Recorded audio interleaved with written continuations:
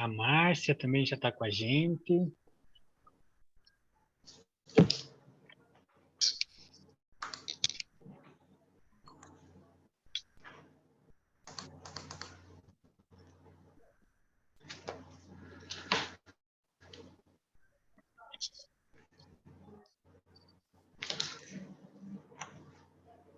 Fábio, eu vou compartilhar a tela com a apresentação, tudo bem? Para fazer um teste, Fran? Compartilhar, isso.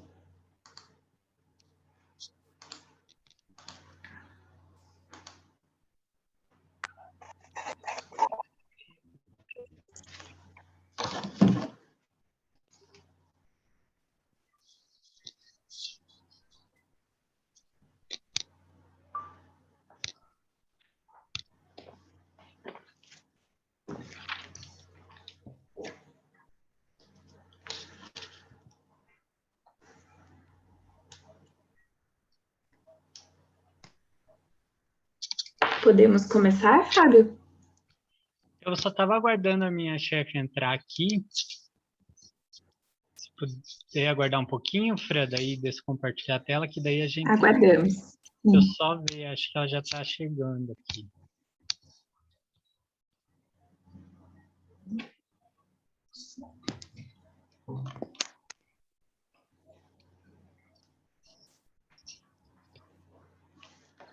Oi, Elaine, também chegou já. Seja bem-vinda. A Letícia. Olá, obrigada. Letícia também está aqui. Bruna, vem.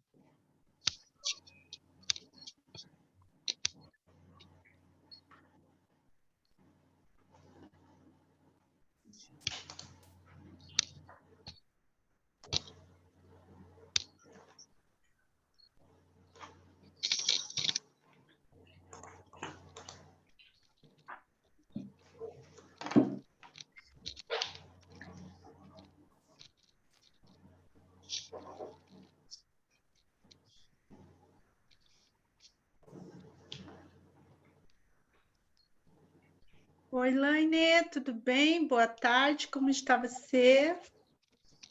Tudo bem, tudo bem. Que bom, que bom. Tá fechadinha em casa aí também? Temos, né? É isso aí. Vamos parte quem pode, né? Quem pode evitar, quem pode ficar em casa também com os filhos online, tem que acompanhar, então. É isso aí, é no momento, né? É o que podemos fazer. Hoje cedo eu ouvi na notícia que o nosso município de Colombo é um dos que mais está com casos de Covid, que muitas pessoas estão. É um dos primeiros municípios da região metropolitana, né? Eu acho que a gente fazendo a nossa parte, né? Quando a gente pode, eu acho que isso, né? É verdade.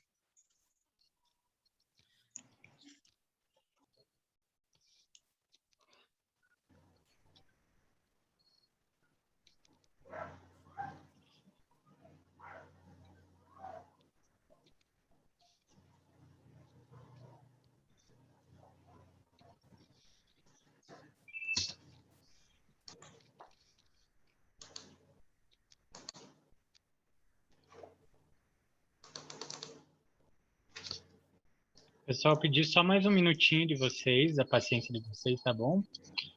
Pra aguardar só mais um minutinho, a gente já inicia.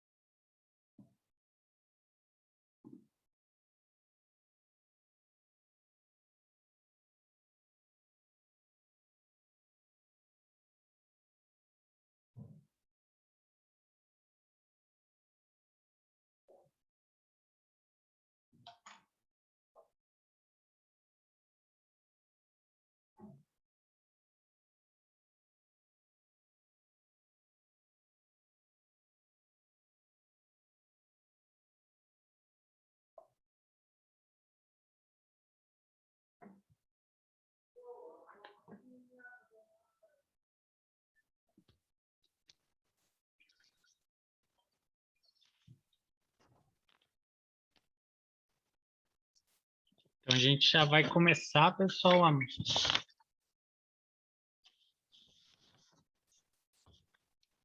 tiver todo mundo ouvindo. Estão me ouvindo bem?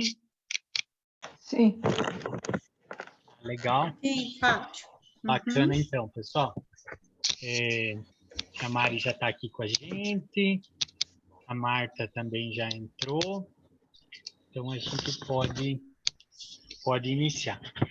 Então, agradecer no primeiro momento, né, dar boas-vindas a todos. Esse evento é um evento aqui do museu, né, museu que pertence à Prefeitura Municipal, Departamento de Cultura. Então, nós queremos dar as boas-vindas a todos, aqui o pessoal, os membros do CEVEP, né, Centro de Estudos Ventos, que estão com a gente, também os membros das associações italianas aqui de Colombo, os colegas do departamento que estão podendo participar, né, os alunos de italiano também, e pesquisadores da imigração e demais interessados. Então, sejam todos bem-vindos. Então, nesse primeiro momento, eu queria passar a palavra então para a Mari, que é a nossa diretora do departamento, para também dar uma palavrinha com vocês. Gente, sejam bem-vindos, então. Fábio, obrigada pela iniciativa. Desculpe a demora. Hoje a gente está fazendo a transição do Fórum de Cultura. Estou aqui com os gestores das outras cidades também. E parabéns, gente. Obrigada, estou acompanhando. Eu acho que o trabalho de resgate é essencial, o trabalho de comunicação é essencial, e vamos em frente aí. Estou aqui acompanhando. Obrigada. Então, obrigado, Mari, também pela acolhida, né, pelo apoio.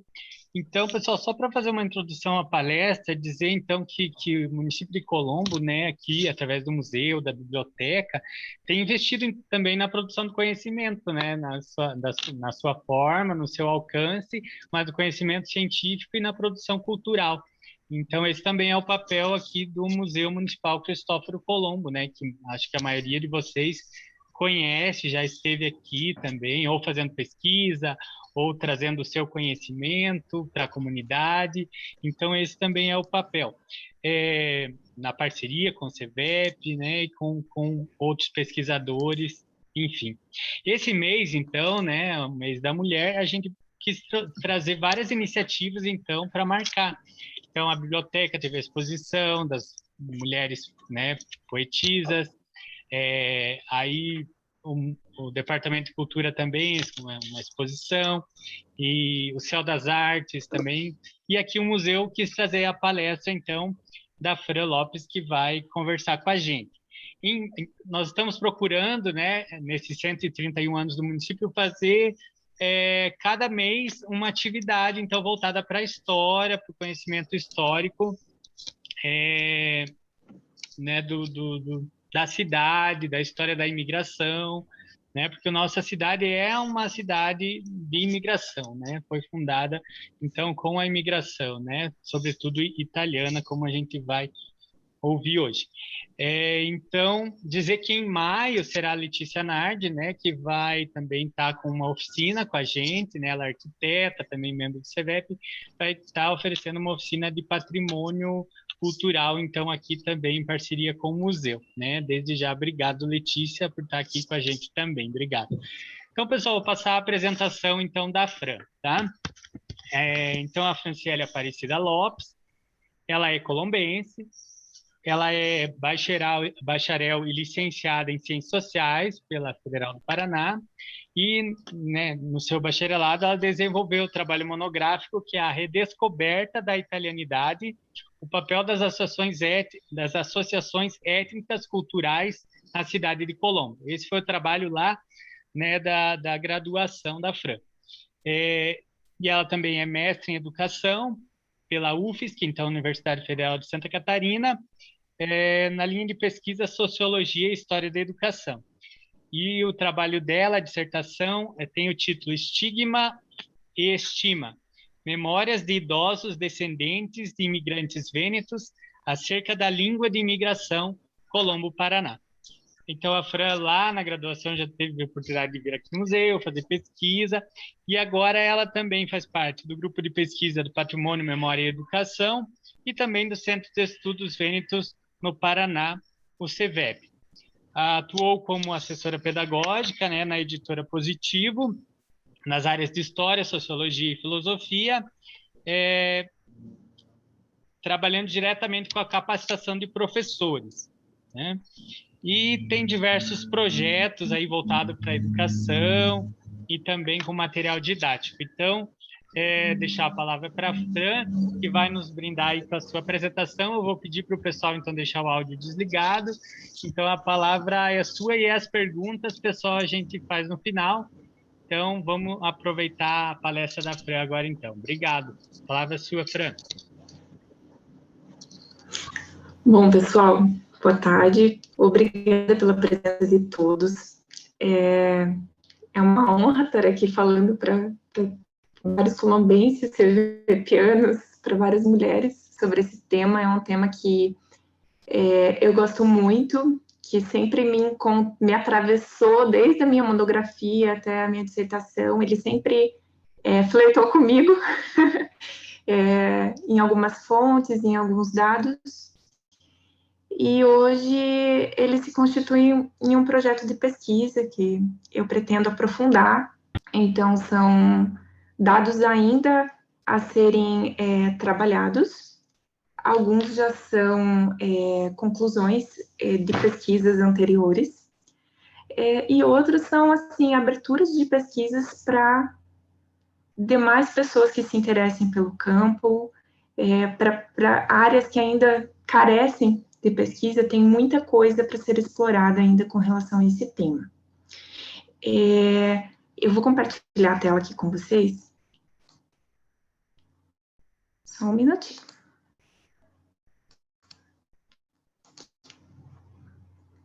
Deu certo? Tudo ok, Fábio? Ok. Uhum. Tudo certo. Certo. Então, como o Fábio comentou já, esse tema, ele não foi o tema, assim, da minha dissertação e nem de nenhuma pesquisa específica que eu tenha feito. Mas ele já caminhou comigo bastante nos meus cursos para formação docente, em que a gente trabalhava com a temática de gênero, mulheres na história. E cada vez mais esse tema me levou para velhas fontes, para fontes que eu já havia me deparado ao longo das minhas pesquisas com um novo olhar. Só um minutinho aqui, pessoal. Tá, isso aí.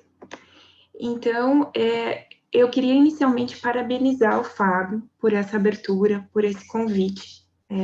O Fábio e todas as pessoas envolvidas nessa fala, no sentido de que a temática ela é muito importante e ela cada vez mais está sendo abordada em diversos museus. Eu acompanhei o Museu do Café em São Paulo e o Museu da Imigração, São Paulo também. Ambos trabalharam com esse tema também nesse ano, para comemorar o Dia Internacional da Mulher, trazendo as mulheres trabalhadoras de café, nas fazendas de café, e a luta por direitos trabalhistas entre as mulheres imigrantes italianas. É um tema já trabalhado por algumas autoras, como a gente vai ver ao longo da fala, alguns autores também, mas é um tema que ainda carece de um olhar voltado para as mulheres enquanto protagonistas. Então, eu vou trazer algumas dessas aberturas de pesquisa para vocês, com alguns dados das minhas pesquisas e de outras pesquisas já realizadas no campo também. Então, o que a gente vai conversar hoje? Nós vamos lançar um olhar para questões referentes, então, ao protagonismo feminino nos processos imigratórios do século XIX, abordar aspectos da presença feminina no processo imigratório de italianos para Colombo, discorrendo sobre a multiplicidade de experiências de mulheres entre os anos de 1878 a 1945. Mais adiante eu vou comentar um pouco com vocês sobre esse recorte histórico. E conhecer alguns aspectos de ações cotidianas, atividades de trabalho, memórias e influências de idosas, descendentes de imigrantes italianos, colombenses, em trechos de entrevistas realizadas na minha dissertação. Como eu disse, parabenizo o Fábio pela essa iniciativa de trazer essa fala, porque lembrando que os museus, eles não são só os objetos que o constituem, né? Os objetos, eles contam histórias de pessoas, e as histórias de pessoas são várias. Então, cada vez mais a história tem se dedicado à multiplicidade de histórias, multiplicidade de experiências, a investigação dessas experiências múltiplas, né? E a multiplicidade de sujeitos históricos. E no momento em que a gente abre o museu para conversar sobre essa multiplicidade e trazer esses conhecimentos que nem sempre são palpáveis em objetos, como a gente vai ver mais adiante, muitas vezes tem fontes específicas de pesquisa, produzir conhecimento e dar abertura, né? Então, é muito legal essa oportunidade de conversar isso com vocês e estar em parceria com o museu. Bom, a primeira coisa, então, que eu já pontuei e quero frisar é a pertinência desse tema, né? Por que falar na especificidade de gênero com relação ao tema da imigração? Há muitas pesquisas voltadas à temática de gênero, né? No Brasil, no Sul, em Colombo, e muitas pesquisas que, inclusive, nos trazem dados para pensar essas novas questões. Mas o imigrante italiano, ele é geralmente tratado como um sujeito histórico universal. Aquele sujeito que a gente já traz como o agricultor, um sujeito que está inserido em sua família, né, e que vem em busca do trabalho e da terra para produzir. Muitas vezes esse sujeito histórico universal, ele está relacionado à figura masculina. Esse sujeito histórico, então, esses sujeitos históricos, eles têm passado e relações sociais próprias no processo imigratório. Então, quando a gente para pensar a história desses sujeitos, quem eram? De onde vieram? Que história tinham antes de vir? De onde saíram? Por que vieram? Quais motivações levaram a emigrar? Né? E é claro que a gente tem várias explicações a respeito disso, mas sempre cabe novas questões, né? Para a gente aprofundar o conhecimento a respeito. Então, com relação à entrada dos imigrantes, as fontes históricas, elas nos trazem dados que dificultam o trabalho para entender quem eram essas mulheres, porque elas sempre aparecem como a mulher de, a mãe de,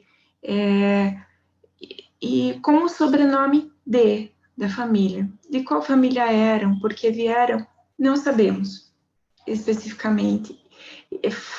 As pesquisas ainda precisam ser aprofundadas com esse recorte.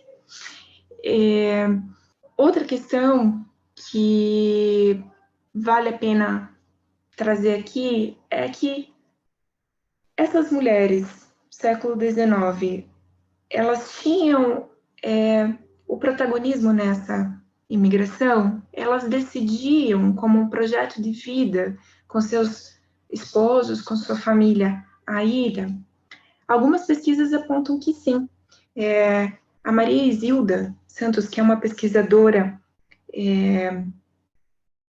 muito já experiente nessa área, ela trabalha com as mulheres nas fazendas de café, ela mostra o quanto que essas mulheres faziam esse projeto de vida e já no século XIX desempenhavam papéis que eram predominantemente ocupados por homens, na medida em que, quando ficavam e o homem imigrava para preparar a terra e a colonização para levar a sua família, na terra onde ficavam, essa mulher assumia muitas funções, né, com relação à economia doméstica, ao sustento do lar ou ao cuidado dos filhos, ao cuidado de diversos fatores que talvez não fosse o mais comum na época. E quando vinham, também, para vir, elas precisavam de uma carta de aceite. As mulheres, elas não emigravam sozinhas. Sempre as famílias emigravam juntas e a mulher sempre vinha como esse lugar de alguém, né? O lugar era o lugar de alguém. Então, se elas ficavam, elas precisavam de uma carta de aceite ou de pedido para que viessem, para acompanhar suas famílias. A Maria Isilda Santos mostra alguma dessas cartas nas suas pesquisas e vale a pena conhecer o trabalho dela. Mas isso nos leva também a pensar isso no nosso contexto, como que acontecia.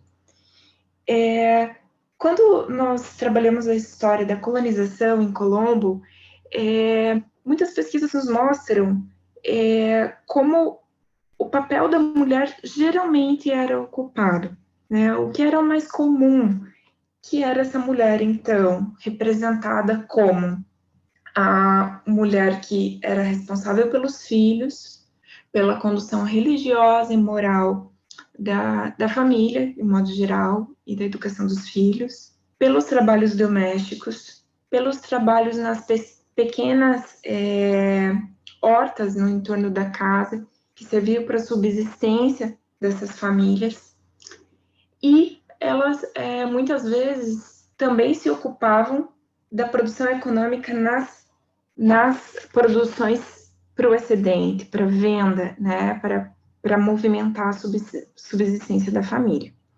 Então, uma multiplicidade de tarefas, certamente um acúmulo de tarefas, marca a presença da imigrante italiana, que muitas vezes é representada como a mama italiana forte, né? A mama italiana é referência moral também para toda a família. Mas a multiplicidade de experiências também traz as questões que são invisibilizadas na historiografia, como as mulheres que iam para esse ambiente público, né, que era predominantemente masculino. Nas próprias pesquisas em Colombo, a gente encontrou alguns dados que eu vou trazer para vocês sobre algumas mulheres que fizeram essa experiência que fugia desse normal, entre aspas, da regra, né? Essas mulheres que ocupavam, então, espaços que não eram geralmente atribuídos a elas. Então, quando a gente pensa nessa multiplicidade de experiências e nessas mulheres que saem dessa norma, é muito importante que nessa palestra e na abordagem desse tema para futuras pesquisas e para pensar também o tema no nosso contexto, a gente não trate a mulher como a mulher, quem era a mulher imigrante italiana, né? A gente tem mulheres, são múltiplas experiências, né? Em diferentes contextos, a gente tem desde, em termos de Brasil, a imigrante italiana, existem experiências desde a mulher escrava, nas fazendas de café, a colona, né, a trabalhadora. Tem também a experiência de mulheres que são operárias na indústria, que se incorporam no meio urbano e indústria em São Paulo. E também das mulheres fazendeiras, as mulheres empreendedoras que lançam negócios, que tocam. Em São Paulo é muito comum as baristas, né, que levaram a culinária italiana em termos de empreendedorismo ao longo dos anos, e isso desde 1878, desde que chegaram, as mulheres estão atuando em diversas áreas, né, essa mulher imigrante que trouxe um conhecimento a priori de onde veio. Em São Paulo é muito comum também as saqueiras, né, as mulheres que ocupavam um ambiente público e um ambiente predominantemente masculino, que era do porto, para produzir os sacos de café, né? E é muito comum a gente se referir, por exemplo, ao objeto máquina de costura em um museu como um item doméstico e não enquadrá-lo num item de trabalho, né? Mas as mulheres, elas trabalhavam com a máquina de costura, às vezes com essa produção para fora, para o Ocidente, para o empreendedorismo, sendo as saqueiras ou outras, mas também para a subsistência da família, para o cuidado doméstico, para o preparo das roupas, dos aventais escolares dos filhos. Então, é muito importante entender essas experiências como múltiplas e olhar para essa mulher para além desse estereótipo, né, da mama italiana forte que está ali responsável pelo lar. Não que isso não seja importante, essa figura, ela desempenhou um papel fundamental, eu vou falar um pouco disso mais adiante também, para o desenvolvimento, para o crescimento econômico mesmo de várias famílias imigrantes, né, no papel em que desempenhava. Mas existem diversas experiências. Então, a mulher entendida como um papel social próprio, com marcadores sociais próprios. Isso é defendido com uma perspectiva histórica da Joan Scott, que pensa numa história, no gênero como uma categoria de análise histórica, pensando que a mulher ela tem essas relações próprias e esse papel social próprio, o que produz relações sociais próprias e também, consequentemente, relações de poder, relações de violência, relações específicas para esse tema, tá? Outra perspectiva que eu trago para pensar esse tema é da Chimamanda, que é uma autora que muito conhecida no TED-Ed, que é uma plataforma de vídeos. Ela faz uma palestra que virou livro, que trata sobre o perigo de uma história única, né? Quando a gente conta uma história, a mulher, né? Quem era essa mulher? E esse foi um cuidado, eu trouxe essa perspectiva e quis falar disso e lançar essas questões logo no início, porque quando surge o tema, é muito comum a gente cair nesses reducionismos, né? E trazer essa figura, esse estereótipo da mulher, né? Sem refletir sobre, então, as questões que estão permeando essas relações. Outras perspectivas também interessantes que eu vou trazer na fala então, da Maria Isilda Santos Matos, que eu já trouxe alguns elementos, né, com relação ao trabalho das mulheres nas fazendas cafeeiras, mas também da Cileia Marques Pereira, que é uma autora que trabalha com a historiografia da imigração italiana, que trata da importância das mulheres para a manutenção de traços culturais, por serem as mulheres guardadoras de memória, narradoras da história por excelência, né? São elas as que contam, as que compartilham, e aí que surgiu um dos primeiros elementos que me fez olhar para esse tema de gênero com a minha pesquisa de mestrado, em que eu trabalhei com a língua de imigração. Essa língua, ela geralmente, né, é compartilhada, aprendida com a vivência com a nona, ou naquelas conversas entre as comadres. A língua de imigração, ela está muito presente no ambiente íntimo, né? Você quer compartilhar algo muito íntimo com alguém, uma piada muito gostosa para dar risada, se você traz esse elemento entre as comadres na língua de imigração, ela tem outro tom, né? É o ambiente da afetividade, da intimidade, né, que diz respeito. Então, é um ambiente predominantemente feminino, e vejam bem, feminino não quer dizer que não é ocupado por homens, né? Quando as memórias, elas têm sempre aquele tom de afetuosidade, né? De que eu lembro, recordo do café que eu tomei naquele momento, do cheiro da comida da minha avó, ou então, são elementos que a memória traz que perpassam esse ambiente feminino. E A Jane Soares de Almeida também eu trago como uma autora para a gente pensar nessa perspectiva, porque ela trata sobre a feminização do magistério, né, e de como as meninas elas foram escolarizadas, e a Elaine também, que está aqui conosco, trata na tese dela a respeito disso, o quanto que as meninas eram escolarizadas para ocupar esse lugar padrão, né, de chefes de família e de mães de família, e esse esteio, né, moral passava na educação com ensinamentos não só das habilidades de bordado, de costura, de todas as atividades que a mulher deveria desempenhar, essa menina iria desempenhar ao longo de sua vida, mas também com o papel moral que essa mulher precisaria ter para conduzir os filhos, conduzir a família na vida religiosa. Então, é muito comum as mulheres, na fotografia que a gente trouxe aqui na chamada para essa palestra, uma das mulheres está segurando um terço. E é muito comum a referência nas entrevistas sobre a forma como as mulheres ajudaram na manutenção da língua de imigração, pelas orações, pelo ensinamento para os filhos, pelas histórias contadas, né, em relação à religião, mas também à educação moral, que era papel, então, que a mulher desempenhava.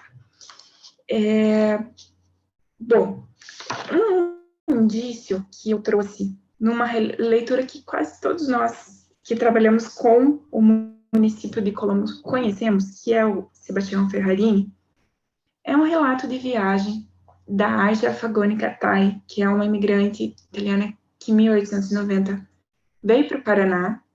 Ela foi para outra colônia, né, de adjacência de Colombo, mas esse relato traz algo muito específico de uma vivência que traz um elemento para a gente pensar na peculiaridade da experiência da mulher em relação à imigração. O relato traz o seguinte: junto às caldeiras, viram-se amontoados. Uma luz artificial, fraca, era tudo o que havia para iluminar o porão. Nem a mais leve brisa do mar chegava até ali para atenuar o calor sufocante. As crianças inquietas, inconformadas com a escura prisão, tentavam a toda hora, burlando a vigilância dos mais velhos, subir a escada escorregadia e íngreme rumo ao sol. No segundo dia de viagem, já não havia onde pisar. Postas de vômitos espalhavam-se por todo lado. Aja não conseguia alimentar-se. Vomitava o que já não trazia no estômago. Sua filhinha, Eva, grudada aos peitos da mãe, ora num, ora no outro, só os olhava para reclamar, chorando desesperadamente. O leite materno ia desaparecendo. Ninguém dormia com o pranto doloroso da menina. Obtida a permissão do comandante, mãe e filha foram removidas para a polpa do navio, onde pudessem respirar ar puro, e à noite a mãe e a menina voltaram à fornalha e o choro recomeçava. Há quanto tempo viajavam? Quanto chegariam? Esse relato, ele traz a angústia dessa mulher, então, que está ali, não só responsável por si mesma, né, que a gente imagina que todos ali estão nessas condições péssimas do translado, mas ela está responsável por um bebê, exercendo esse papel da maternidade que foi também incutido a ela, né? E algo que eu parei para pensar ao ler esse trecho é que essa mulher, ela saiu com um bebê, né? Muitas pariram também no translado, mas ela saiu com um bebê de sua terra. Na maternidade, a gente pode imaginar o que é o deslocamento de redes, né? Imigrar significa sair de redes e construir novas redes em um novo lugar, completamente novo. Redes sociais, redes afetivas, redes de tudo, né? Na maternidade, o significado de redes tem algo peculiar que é próprio do gênero, né? O que significava para essa mulher não ter com quem deixar esse bebê. E aí eu volto para a fotografia de chamada, dessa fala, né, em que as mulheres depositam as mãos umas sobre o ombro de outras, com o terço, prestando solidariedade, né? Então, esse elemento da solidariedade e sociabilidade entre as mulheres, que se constituiu nas famílias e entre as famílias, entre as imigrantes italianas, é muito presente nas falas das entrevistadas que realizei. Esse aspecto, na dissertação, eu lancei o olhar com relação a como a sociabilidade entre elas permitiu a permanência, né, das atitudes linguísticas na comunidade. Mas também podemos pensar que era uma apoiava a outra, né, nessa formação de redes. E é claro que quando a gente traz essa experiência da maternidade, a ideia não é pensar somente nesse papel, mas também nesse papel desempenhado pela mulher, né? Então, uma coisa importante para trazer aqui, com relação a esse trecho do livro do Ferrarini e essa fotografia que eu coloquei na chamada, é com relação à especificidade de fontes, o quanto que o registro do que era a vida dessas mulheres e do que é próprio do ambiente feminino com relação a corpos, sabedorias femininas, entre outras coisas, é invisibilizado também nos registros. E a gente precisa exercitar essa busca histórica, indícios, pistas, vestígios e rastros da história em documentos já existentes, né?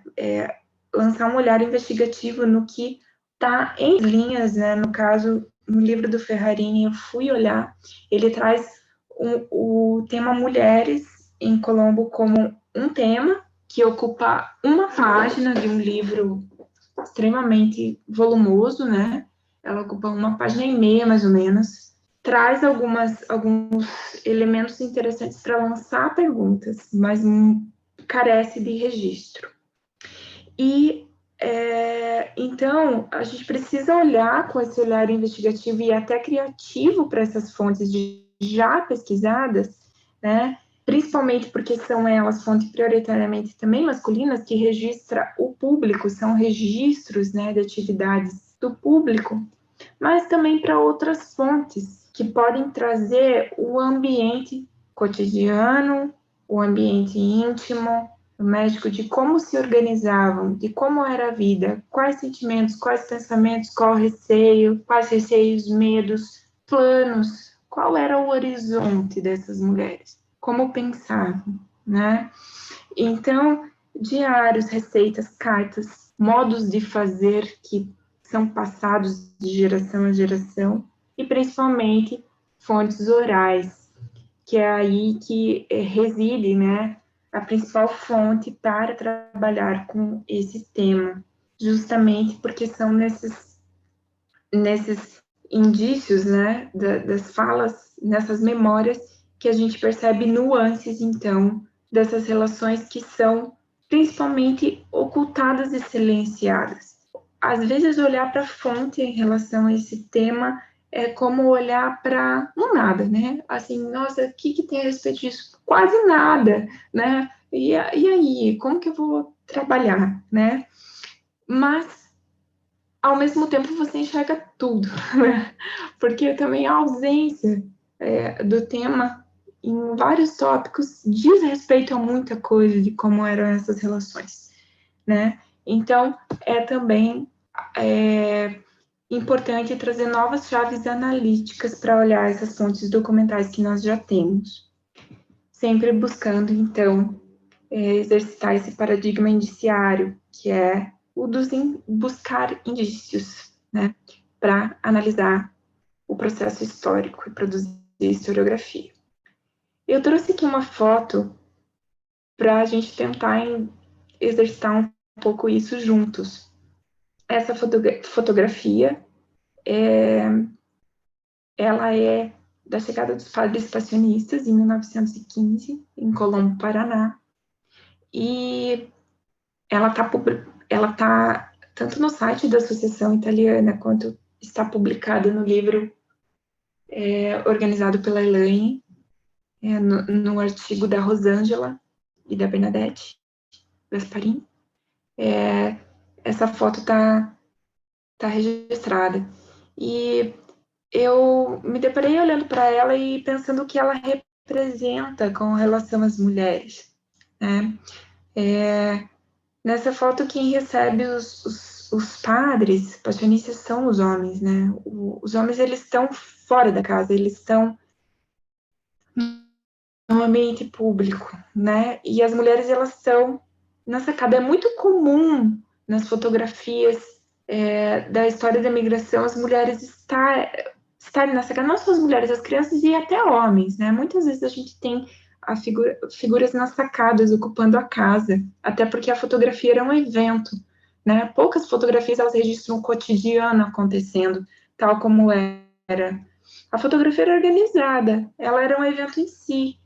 Então, mais importante que isso, aqui não representa a vida cotidiana, exatamente, porque ela sequer representa algo, né? Até porque isso é na fábrica de massas, né? Essa estrela representa a fábrica. É fábrica de massas, né? Ou de louças. Agora me corrija, Fábio, se eu estiver errada. Mas as mulheres, elas estão ali representando acima, elas estão fora, então, dessa recepção, né? E o que reafirma a hipótese de que a mulher, então, predominantemente ocupava esse lugar na família patriarcal, que era ser responsável pelo ambiente privado, doméstico, íntimo, né, prioritariamente. Mas não só. A gente tem em Colombo mesmo registros de mulheres que se tornaram chefes das famílias e que exerciam atividades econômicas que as levavam para fora desse ambiente, né? E o que nós sabemos sobre elas? Então, predominantemente que elas ocuparam esse lugar privado e doméstico, é o que é mais comum saber. Os registros oficiais trazem constantemente a referência à mulher de e mãe de nas entradas, nos arquivos no arquivo público. Os registros de entrada se referem sempre à mulher também com referência ao sobrenome do homem, em que o nome é registrado do chefe da família, predominantemente o homem, né? E abaixo os membros, a mulher e os filhos. Sabemos que elas tinham, então, esse translado supervisionado e que tinham esse acúmulo de funções. Mas o que a gente não sabe sobre ela, né?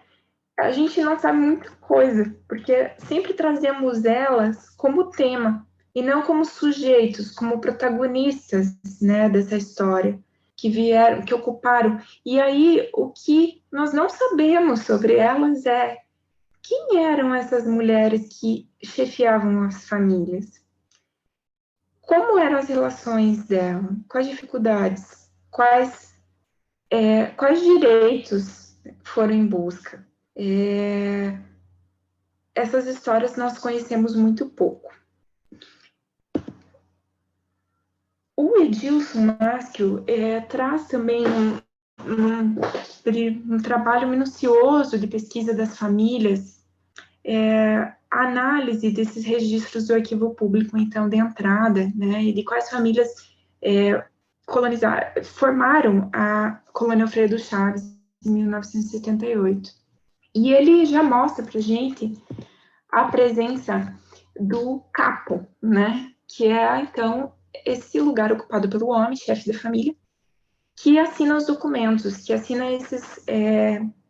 que faz o papel oficial da família, né, que é responsável pelos demais, é o que recebe os padres, é o que vai à cidade executar as vendas, é o que representa oficialmente, né, e aí as famílias quando tinha a ausência desse capo homem, geralmente essa função do capo era passada para o filho mais velho. A partir dos 18 anos, o filho já assumia essa função do capo. E apenas na ausência de pai e filhos menores de idade, a mãe se tornava o capo da família. E a gente tem algumas experiências registradas, então, como eu coloquei, né, da mulher como capo da família. Em 1878, então, o Edilson, ele traz um documento que ele levantou no arquivo público sobre um abaixo-assinado pedindo a construção da capela, né, na cidade de Colombo. E aí uma mulher como capo assina, apenas uma de todas as famílias que colonizaram, né. Uma viúva com 4 filhos, seu irmão também se estabeleceu na cidade, com sua respectiva família. E aí a gente vê que, de forma crescente, esses capos femininos, as mulheres vão assinando e aparecendo nesses documentos. O Ferrarini, ele traz vários documentos digitalizados no seu livro e ele traz, então, essas experiências das mulheres que acabavam ficando viúvas ou sozinhas, né, responsáveis pela família, era o rarimo da família, responsável por tudo, né? O que devia ser uma atividade extremamente difícil na época, ser ocupada por elas. E o Ferrarini, então, traz um relato da Antônia Cavalli, que é uma viúva que pede o auxílio do governo para poder se sustentar e sustentar a filha moça. A senhora viúva Antônia Cavalli, estabelecida na colônia Alfredo Chaves, depois da morte de seu filho, padre Dom Ângelo, e depois de funestas desgraças, acha-se hoje na mais horrível miséria, sendo os filhos da mesma impossibilitados de sustentá-la. Por conseguinte, a mesma Antônia Cavalli humildemente suplica a vossa excelência que se digne a ordenar que lhe seja concedido um auxílio a qualquer para que possa sustentar sua filha moça. Isso está numa correspondência oficial e foi negado, né? Então, isso nos mostra que as mulheres viúvas, o que era bastante recorrente, e isso vai aparecendo nesses documentos digitalizados pelo Ferrarini, que cada vez mais várias mulheres assinam como capo. Por exemplo, no abaixo-assinado, em 1880, que pede a construção do moinho na cidade de Colombo, a gente tem 3 mulheres já com capo. Por quê, né? Dá para imaginar que as condições de subsistência levavam precocemente ao falecimento desses pais de família que geralmente estavam expostos a atividades mais vulneráveis à vida mesmo, né? Então, era muito recorrente as migrantes italianas que vinham em família perderem, né, o seu patriarca no translado até ou nos primeiros anos da colonização, nessas atividades. Isso, então, aqui também está a referência. Também, no texto do Edilson, a gente vê que as mulheres, elas geralmente se apegavam à família dos maridos, né? Então, quando a gente tem lá o registro de um sobrenome masculino, a mulher, e se o filho foi casado, a nova família aparecia logo abaixo da família dos pais do marido, né? E passava a pertencer. E essa proximidade não está só no registro do arquivo público, no registro de entrada, né? Desejavam a proximidade. Então, as famílias constantemente moravam próximas, ou na mesma casa, ou em casas diferentes, mas agrupadas no mesmo terreno, o que era muito próprio, né, da colonização nas pequenas propriedades no sul do Brasil, né? Essa pequena propriedade ter várias casas que se agrupavam para o trabalho da família, mas geralmente esse agrupamento se dava pela família do marido. Então, essa mulher constantemente, né, aquela que saiu de um lugar, provavelmente tinha uma história, né, e que simplesmente essa história foi apagada já no translado, já no registro de saída, no de entrada. Então, essa história anterior não consta. E elas, quando casavam, ainda mais, né? Iam para a família dos maridos, então, e se tornavam responsáveis. E todas, a gente vê que falar disso não é no sentido de vitimizar, né? Não, é de entender a particularidade e a peculiaridade desse processo, em que as próprias mulheres também se viam representadas nessa, como a gente viu, muitas já eram educadas também a pensar, a ser esse esteio moral, né, da família. Então, isso fazia parte da moral delas também, né? Elas encaravam essa situação, esse acúmulo de funções e exerciam esse papel. Mas é muito próprio de um momento histórico, de um contexto histórico com redes sociais definidas por esse contexto. Então, a autoridade estava na figura do pai, né? Também substituída pelo filho mais velho. E a gente vê, então, que pouquíssimas famílias, 38 famílias colonizaram Alfredo Chaves, 144 pessoas, e nessas famílias a gente tem um registro, então, em 1878, de uma família dessas 38 com capa mulher. Na iniciação científica que eu fiz durante a graduação, e o Fábio colaborou muito com essa pesquisa para pensar nos pioneiros em Colombo, a gente fez uma pesquisa com um documento do arquivo público sobre as famílias que chegaram na cidade. Ainda era uma pesquisa muito inicial, né, da iniciação científica, e no arquivo público a gente conseguiu identificar 29 famílias, né, que adentraram a cidade, então, e 4 delas constava apenas o pai ou a mãe, né, e tinham 3 famílias delas que eram compostas por irmãos maiores de 18 anos que assumiam a família no lugar do pai, né, passavam a chefiar. Certamente a pesquisa do Edilson é muito mais completa porque ele trabalhou com outras fontes, com os arquivos eclesiais, além dos arquivos do arquivo público, e ele traz as 38 famílias, e é muito mais completo, até porque o nome da Maria Cavacin, que é a primeira mulher que assina como capo um documento público na cidade de Colombo, ela não consta nesse registro de entrada do arquivo público. Então, o confrontamento de fontes traz dados diferentes.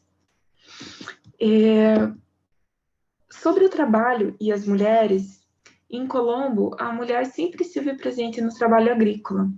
Isso já está lá no livro do Ferrarini, né, que coloca esse papel da mulher não apenas no trabalho, então, doméstico, como constantemente é representada, ou no trabalho referente à casa, à costura, à comida, à limpeza, à educação dos filhos.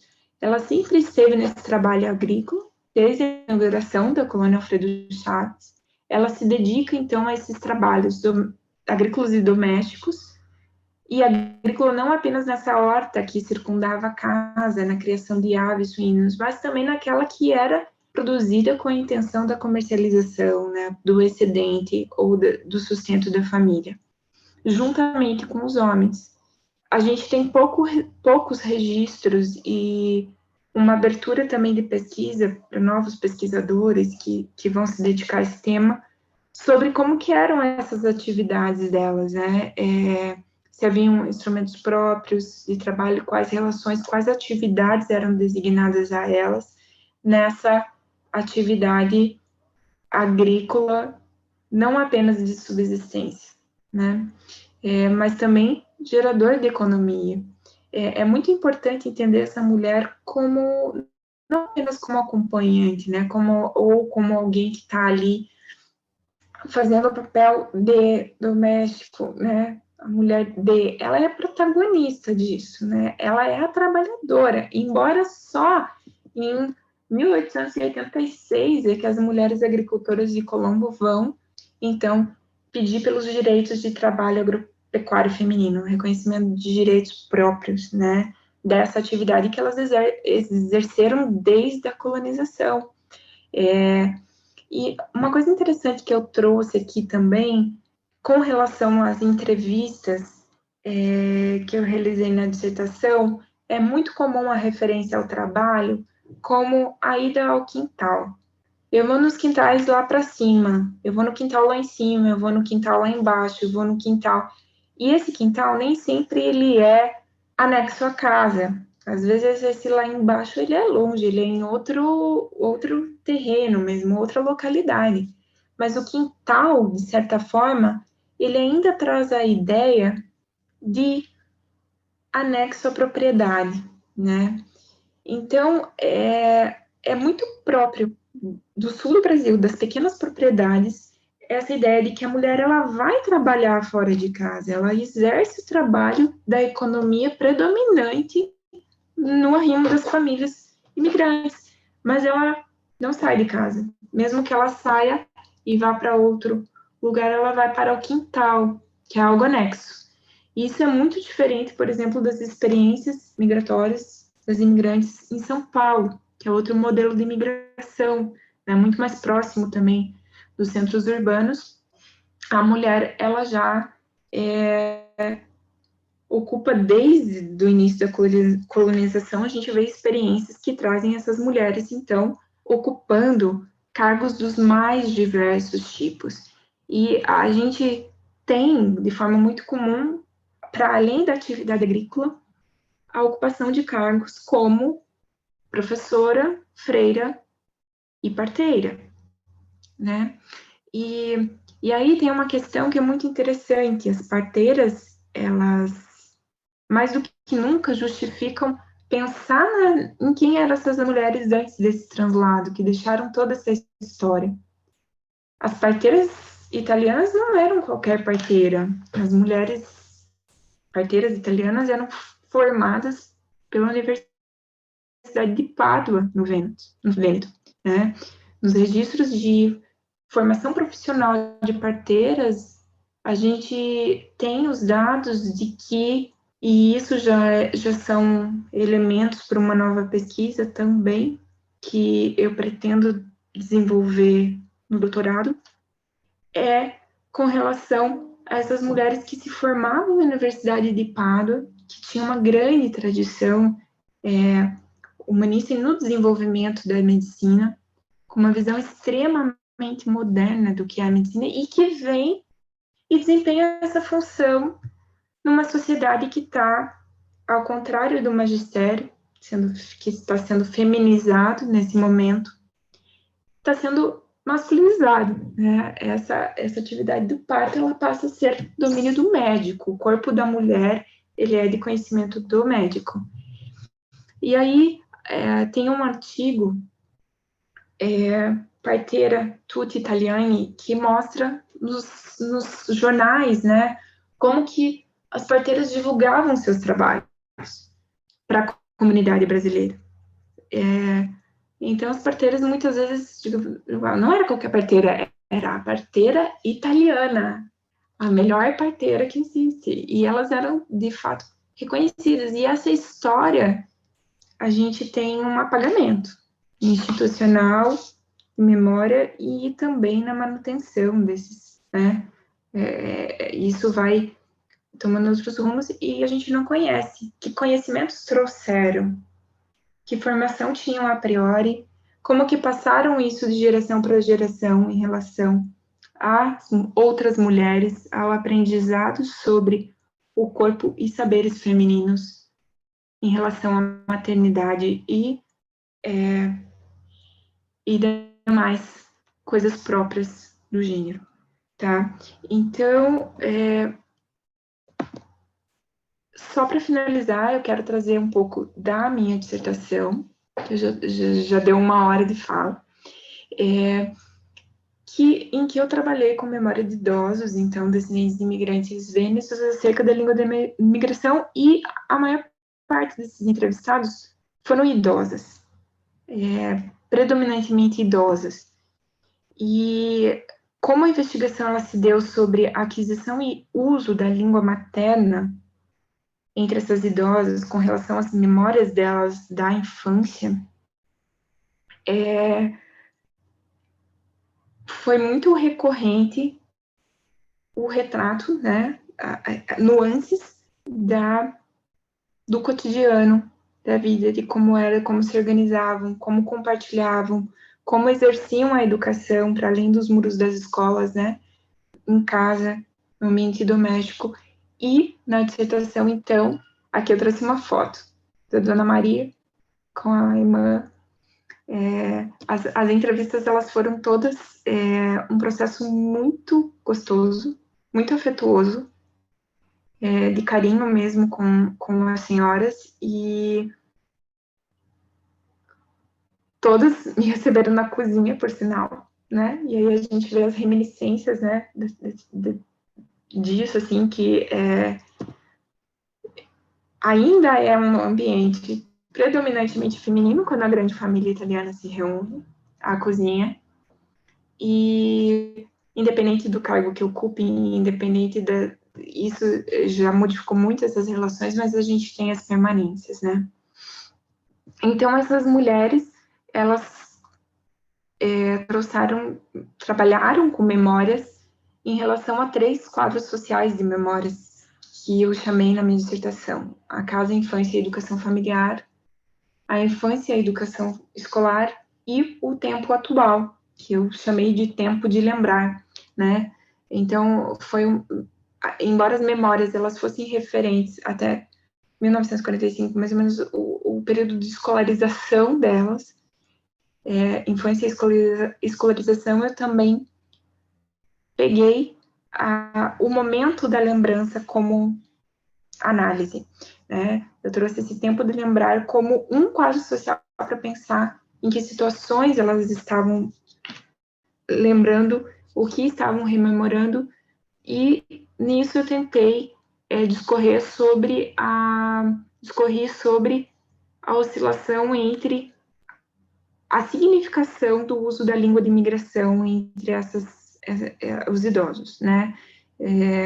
E aí o que leva o título da dissertação, estima e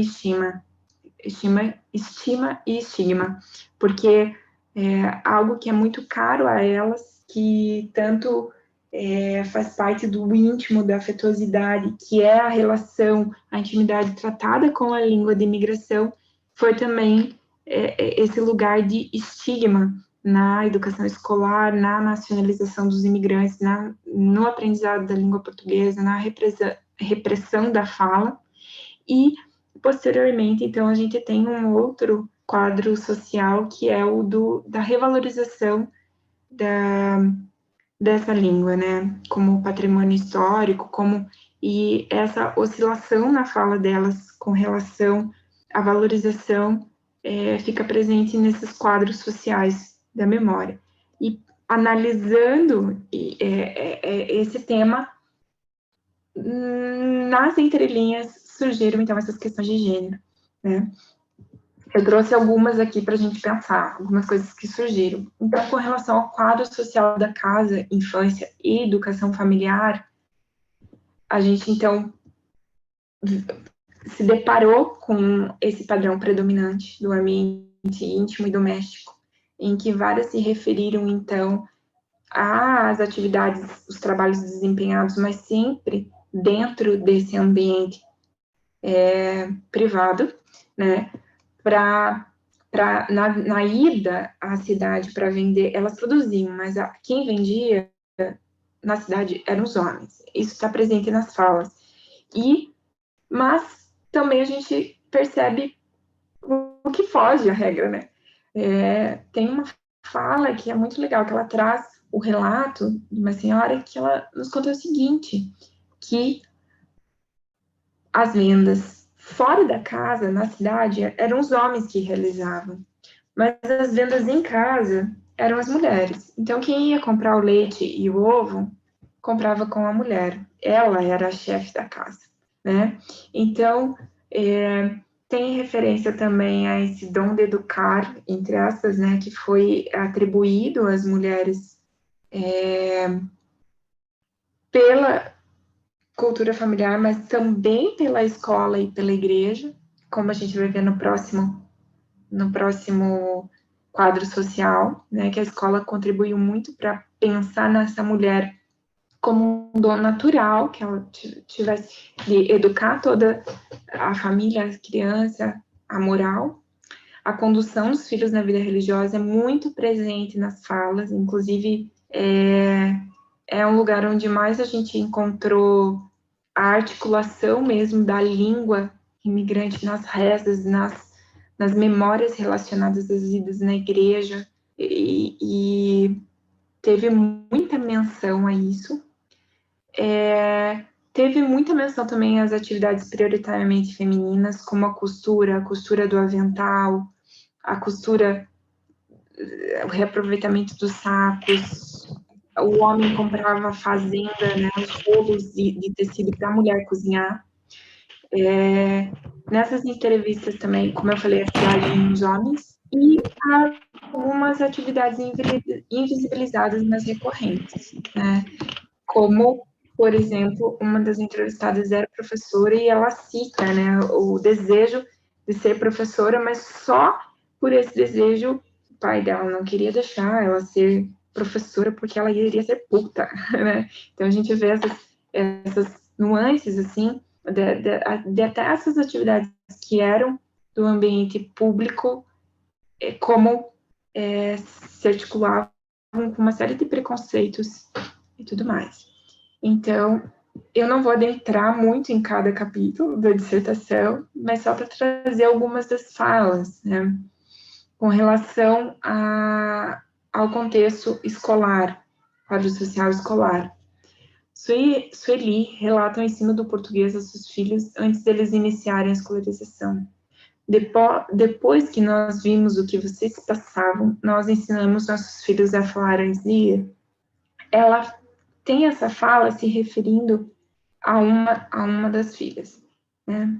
Marta também diz que com os filhos só falava em português para evitar que sofressem por não falar a língua e entrar na escola. Mas com a filharada, tudo em brasileiro. Desde o primeiro neném já começamos a conversa em brasileiro, para eles não sofrerem. Então, nessas falas, é visível também, foi muito recorrente, o papel da mulher de inserir esses filhos na nova sociedade, da socialização deles, numa sociedade que ela mesma estava se socializando, né? Ela estava entendendo que língua era aquela, que sociedade era aquela, e mesmo assim, tudo que ela aprendia, ela não repassava ao filho, né? Não que ela deixasse de falar, e esses relatos são muito, muito comuns, né? Nos ambientes domésticos, a língua é falada, mas a intenção de socialização dos filhos, essa atividade, né? Esse dom de educar, de conduzir os filhos na vida social, faz com que essa relação entre mães e filhos apareça nessas entrevistas sempre com essa citação de que não havia vontade de ensinar para os filhos para que eles não sofressem, né, para que eles pudessem se inserir melhor na sociedade receptora. Com relação à infância e educação escolar, a gente percebi nas falas também das entrevistas, que a escola reforçava, então, a separação entre os universos masculino e feminino. Algumas falas trazem a separação dessas atividades, né?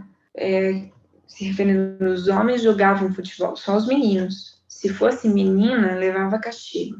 E eles também não podiam se intrometer no nosso. Então, a entrevistada comenta que essa separação de gênero nas atividades, inclusive o castigo como forma de punição a as atividades quando elas não eram feitas nos seus devidos gêneros, né? Então, a escolarização das meninas estava atrelada ao papel social que desempenhariam futuramente, a de mãe de família.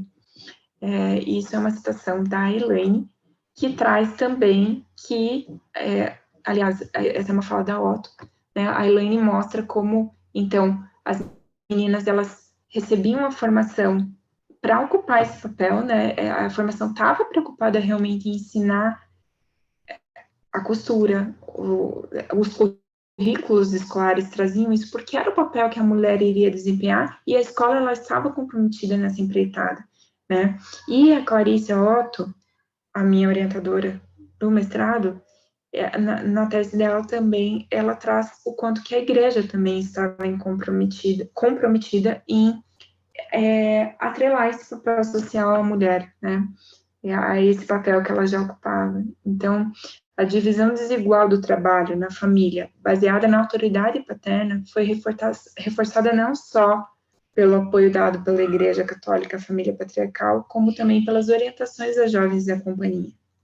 Companhia que ela cita são as freiras, então, que ficaram responsáveis por educar, por escolarizar, e aí também a gente tem essa etapa da feminização do magistério no Brasil, né, que foi se constituindo ao longo do século XIX e que foi muito presente nas regiões colonizadas por imigrantes italianos, né, e nessas falas isso aparece recorrentemente, né, de como que foram ensinadas, como que essas ideias foram discutidas, como aprenderam o que aprenderam na escola, as falas trazem, então, essas nuances.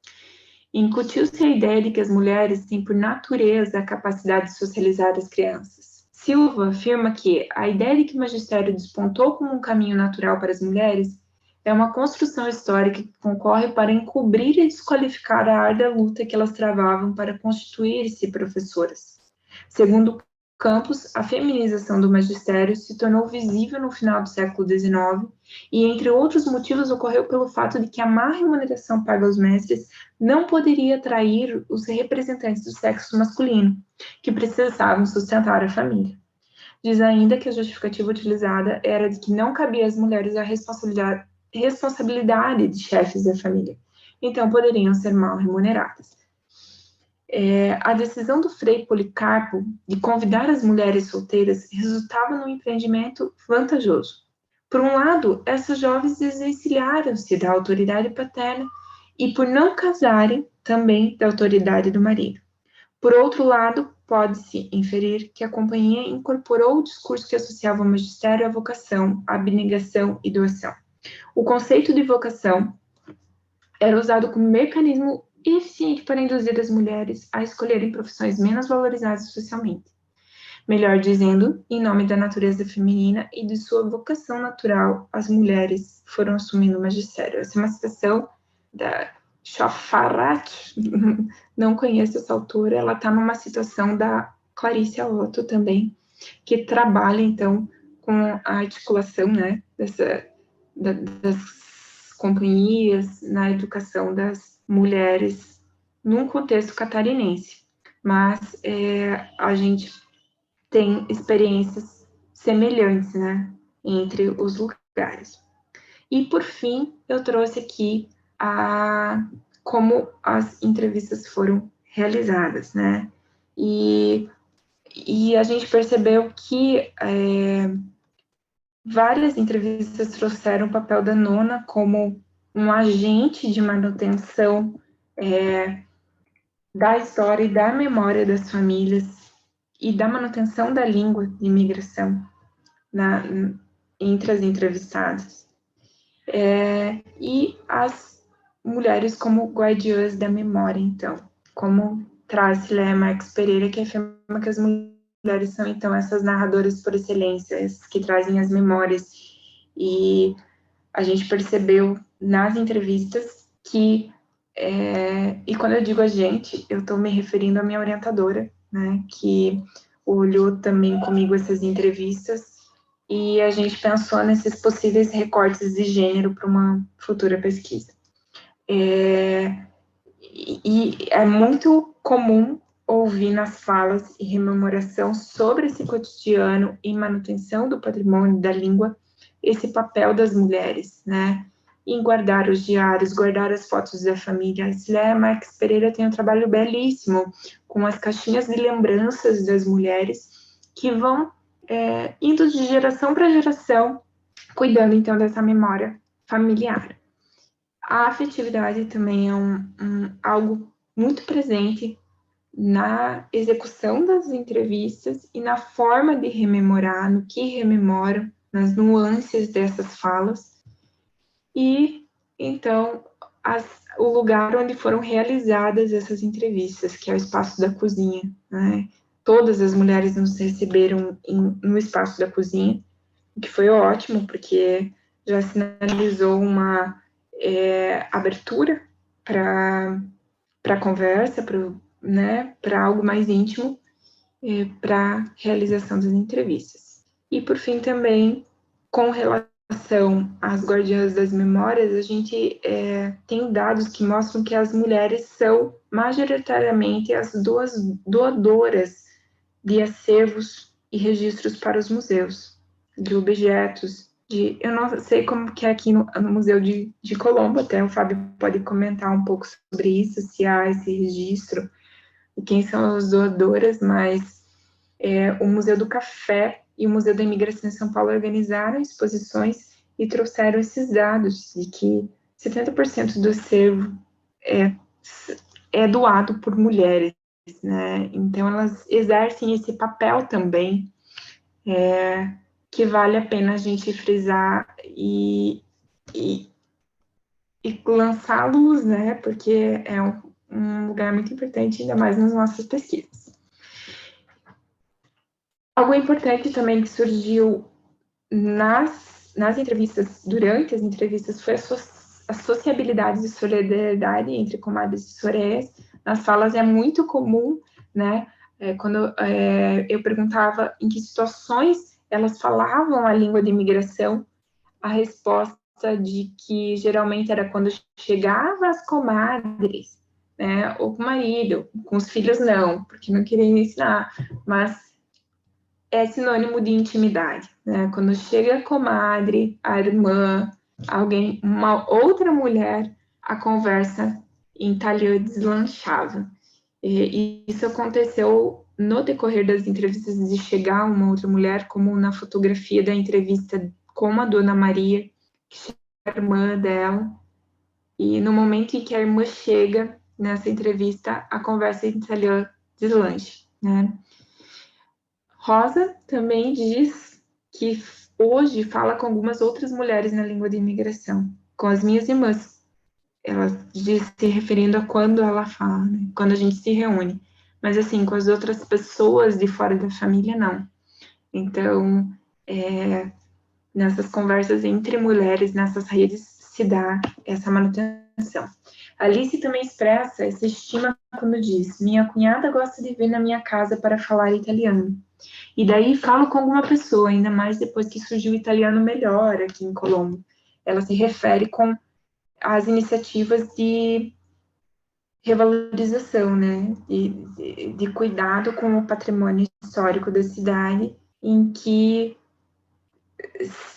se reaviva, né, a fala, e aí ela mostra como algumas mulheres circulam a casa dela para tentar aprender ou conversar. Esses nomes todos, a Marta, que está aqui, a Rosa, a Alice, são codinomes para as entrevistas, né? Não é a nossa Marta que está aqui nos ouvindo. Eu coloquei como... Eu escolhi esses nomes também com uma homenagem, assim, porque muitas mulheres facilitaram o meu campo, que são mulheres agentes e guardiãs da memória também na cidade, né? Que atuam em prol disso, como a Marta, a Maristela, entre outras, né? Então, é isso, pessoal. Hoje, o que nós discutimos aqui nessa 1 hora de palestra, 1h30, a necessidade de olhar para a multiplicidade de experiências e questões referentes ao protagonismo feminino nos processos migratórios no século XIX. Eu me alonguei um pouco nessa explicação dessa necessidade, né, desse olhar, dessas pesquisas na invisibilização desse tema, e o quanto que as pesquisas já existentes trazem nuances para novas leituras e adentrar novas chaves analíticas na historiografia. Aspectos da presença feminina no processo imigratório de italianos para Colombo, Então, a gente viu esses aspectos tanto em trabalhos já realizados, como do Ferrarini, quanto da Elaine, do Edilson, entre outros trabalhos que já trazem, né, alguns aspectos que registram de maneira muito importante essa, né, essa presença ao longo dos anos, e alguns aspectos também, algumas nuances presentes nas memórias, nas atividades de trabalho, nas ações cotidianas, que estão nas falas das entrevistas realizadas na minha dissertação de mestrado. Estima e memória de idosos descendentes de imigrantes vênetos acerca da língua de imigração. E é isso, pessoal. Essas foram as referências que eu utilizei.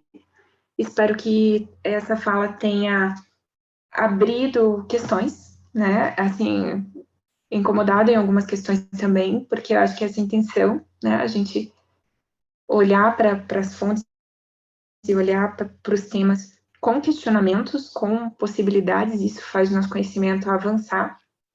E espero que tenha contribuído também em alguma medida para as pesquisas de vocês. Agora, o Fábio vai abrir para perguntas, Fábio? Isso. Obrigado, então, Fran, obrigado. Nossa, ótimo, ótimo, muito instigante no sentido que desperta o desejo mesmo de ler o teu trabalho, né? De ler o teu trabalho e pedir, então, Fran, acho que está descompartilhando. Isso, valeu.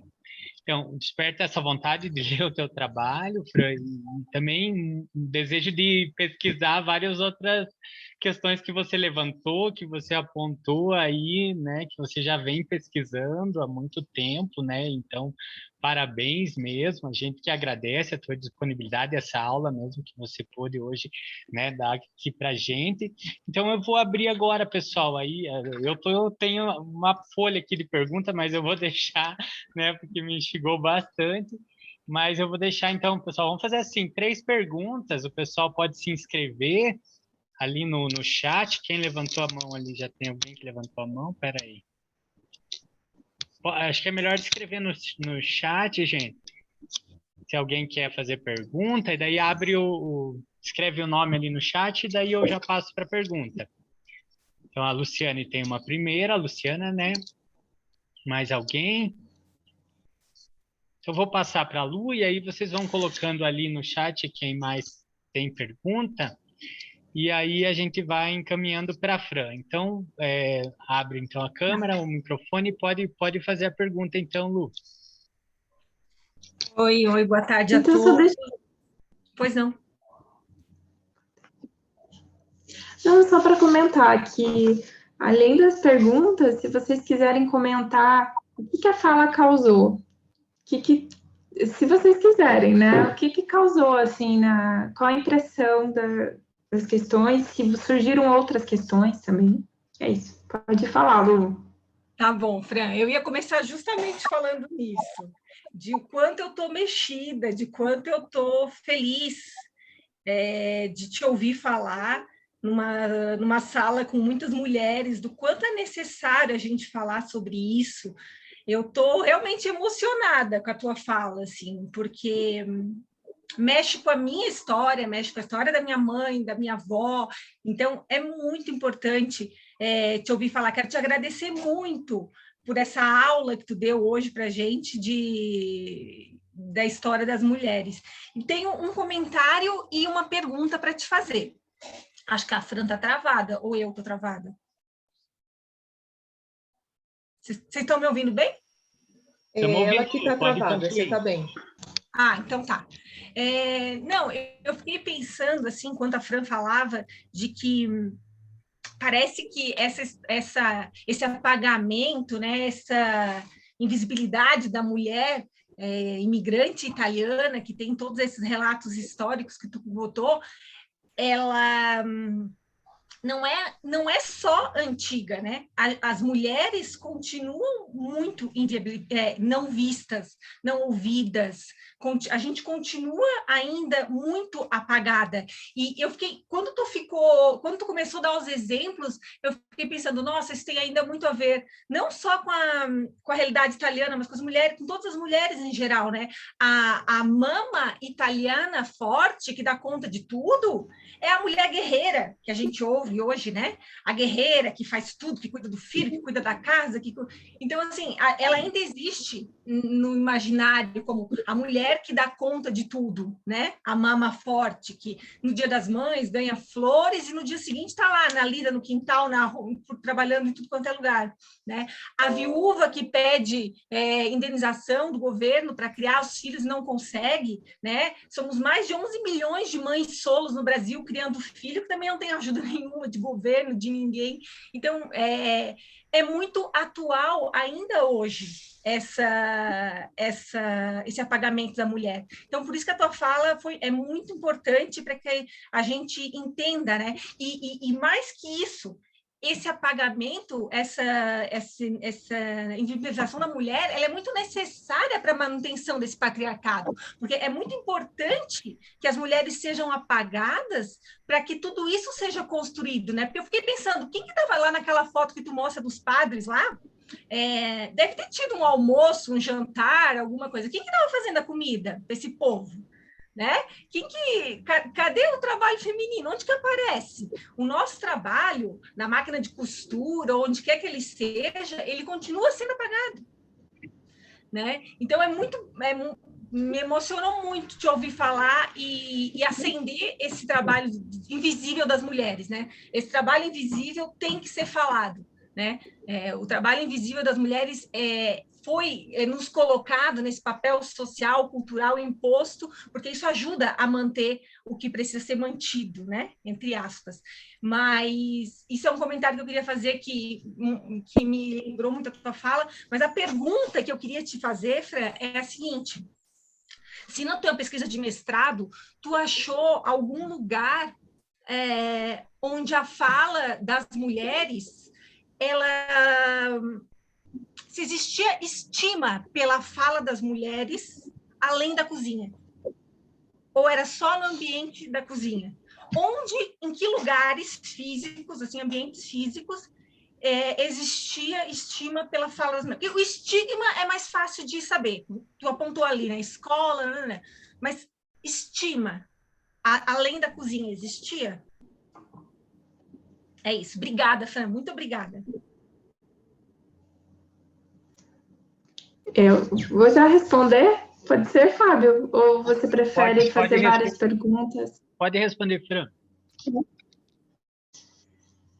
Lu, de fato, são questões muito atuais e nisso também, mais uma vez, parabéns para o Fábio pela iniciativa de trazer isso para o museu, principalmente no momento de pandemia, onde as discrepâncias assim ficam ainda mais evidentes com relação às mulheres que acumulam, né, o trabalho com o cuidado dos filhos, com não só as mulheres, está difícil para todo mundo, né, homens também, mas tem algumas questões de gênero ainda que são muito evidentes e tem muitos relatos, né, desse acúmulo de função que muitas vezes acaba ainda sendo discrepante, assim, para o trabalho da mulher, né.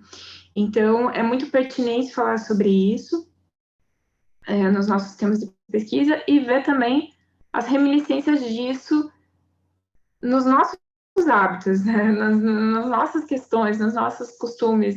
A gente tem muitas mudanças ao longo da história e muitas permanências também, muitas coisas que permanecem. Com relação à estima, como você citou, a cozinha é um lugar que remete a muita afetuosidade, né? As memórias e a história das mulheres, nessas memórias, eu percebo com relação às memórias que remetem ao cheiro, ao sabor, à afetuosidade, é aquele cheiro do café, da comida, e está muito ligado realmente com a cozinha, né? As entrevistas realizadas e as falas, elas remetem muito a isso, né? Um lugar que eu percebo, que eu já até assim grifei algumas entrevistas que eu nem utilizei na dissertação, mas que estão separadas assim como análise, é com relação aos sapatos, que muitas vezes eram inexistentes esses sapatos, que muitas vezes vinham de doação, não eram comprados, não serviam, não era o número certo, né? Às vezes eram consertados, pregados, colocado outra sola, mas mesmo com esse sapato todo remendado ou número todo estrupiado, tem várias falas que remetem o cuidado com esse sapato na ida à igreja, por exemplo, né? Então, eu guardo esse sapato, eu levo ele na mão na minha caminhada, eu calço ele só apenas quando eu tô lá, ou então eu levo um paninho para dar uma limpada nesse sapato. E esse lugar, esse cuidado, que é o também da inserção social dos filhos. Nesse lugar tem essa questão desse estigma, né, que se leva. E aí eu te pergunto, você se refere à língua de imigração apenas ou a todo a hábitos culturais de forma geral, né? Mas eu vejo esse cuidado, né, com essa inserção, com que os filhos não sofram, com que eles se insiram, com a ida à igreja, as manhãs dominicais, né, a mulher levar esses filhos é um cuidado, uma estima nessas rezas que está muito presente. Eu acho que nessa questão religiosa também. Não sei se eu respondi a tua pergunta, Lu. Respondeu sim. Muito obrigada. Ok, eu vou passar para Karine, então, que colocou uma pergunta ali no chat. Eu não sei se meu microfone agora funciona, porque eu estava com duas conexões, né? Uma para ouvir e outra para ver.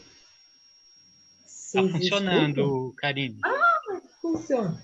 Então, eu não sei se você tinha falado, eu escrevi ali, mas aí eu falo aqui também, né? Gostei, estou muito feliz, igual a Lu falou, né? Não vou repetir para ficar tocando a mesma tecla, mas eu acho que é uma reflexão muito interessante essa que você traz, e como acho que foi a Cleusi que escreveu agora, ou alguma de nós aqui, que não fui eu, lógico, alguém de vocês, que mudam seus lugares, mas as práticas continuam as mesmas, né? E aí, a pergunta não é sobre essa parte mais reflexiva, era a parte histórica. Eu não sei se eu perdi na hora se você falou, no comecinho você falou que tem a delimitação do ano, né? De 1875 até 45. Se eu perdi, você falou, peço desculpa, eu queria que você repetisse o porquê dessa delimitação, né? Por que até 45? Perfeito, Karine. Eu realmente acabei deixando passar, porque eu me alonguei ali na justificativa do tema, na importância do tema, e não adentrei tanto na minha dissertação. E essa recorte temporal diz respeito à análise que eu fiz na dissertação também, porque essas idosas, elas rememoraram a vida familiar, o aprendizado, né, dessa língua materna em casa, na família e na escola. E a escolarização delas eu peguei até 1945. Então, 1878 é quando inicia, né, a colonização na cidade de Colombo, e aí essas memórias, elas são referência até essa data. Embora, também, quando a gente traz o tempo de lembrar, a gente está falando da atualidade, né? Do momento em que elas rememoram, elas revivem, elas trabalham essas lembranças de respeito ao presente. E aí eu trouxe essa delimitação ali também porque é muito amplo, né? Por exemplo, tem uma passagem ali do Ferrarini que ele coloca da primeira assinatura de mulheres para luta pelos direitos de trabalho agrícola, né, em 1980. Assim, daí são muitas nuances, né? São outras histórias que vão compondo e que também precisam dessa análise, né? Certamente. Perfeito, obrigada, Fran.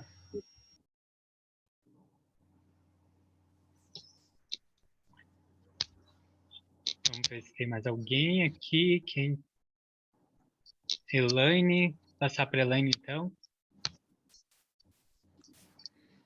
Bom, eu já conheço o trabalho da Fran, quero dizer que gosto muito, admiro muito essa sensibilidade que a Fran tem para tocar num assunto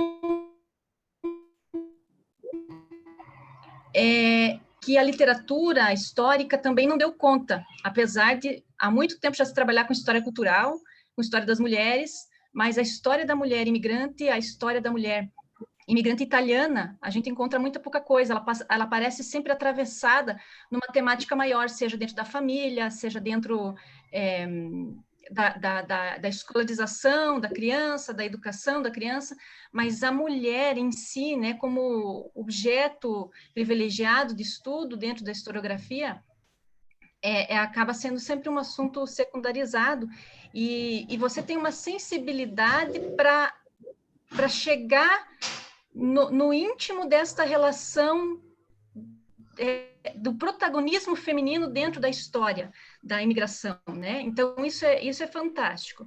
E muito mais, você vai no cotidiano dessas mulheres, né? Eu acho que essa relação é importante a gente trabalhar, porque essas mulheres, elas protagonizaram não só na história, como também no interior das famílias, e protagonizaram também entre elas, né? Porque elas formaram uma comunidade feminina dentro das colônias, e até, de certo modo, corporativo também, porque elas se ajudavam, elas trocavam experiência entre si, né? Então, a minha questão também é um pouco essa relação, né? Como que você percebe esta relação? Porque quando a gente fala em feminino, a gente está inserido numa sociedade masculina, e elas muito mais, né, dentro de uma sociedade italiana masculinizada, paternalista, machista, né, que são as sociedades, né, que a gente percebe essa sociedade do século XIX, no século XX, e especificamente são sociedades que têm essas características italianas, né? Como você percebe essa relação que as mulheres, então, formavam dessa ajuda mútua entre si, né? Então, elas tinham, então, que se auxiliarem entre si, e se você percebe essa relação também de disputa e competição, né? A minha receita é melhor, o meu modo de fazer é melhor, a minha dica, eu faço assim, né? Então, se ao mesmo tempo nessa relação de ajuda mútua, de corporativismo entre as mulheres, haviam também relações de disputa e competitividade entre elas, né? Se nas suas pesquisas você conseguiu observar essas particularidades, né? Não são particularidades, né? É uma particularidade feminina, né? Porque a mulher está sempre... ela também se mostra, né? Ela também se faz representar para as outras mulheres, né? Mas isso na relação da mama ou da mulher imigrante ou descendente, se você percebeu essa relação de ajuda mútua, mas também de competitividade entre elas. Uhum. Nossa, ótima essa pergunta, Elaine. Obrigada pela tua fala. Com relação à sensibilidade, eu acho que é um tema que envolve essa sensibilidade para olhar o entrelinha, né? Eu acho que e é uma criatividade também para fonte, e é muito importante essa tua fala. A Elaine, ela foi da banca do meu mestrado e ela é referência para tudo que eu faço, então é muito importante essa fala para mim. Com relação a essa pergunta, com relação à ajuda mútua, fica bem, tem várias falas que isso é perceptível. E poucas, eu mesma analisei poucas delas. É como se eu tivesse fontes de novas questões para uma próxima pesquisa, né? Que precisa sentar para analisar com o cuidado devido. Mas é muito presente essa ajuda, né?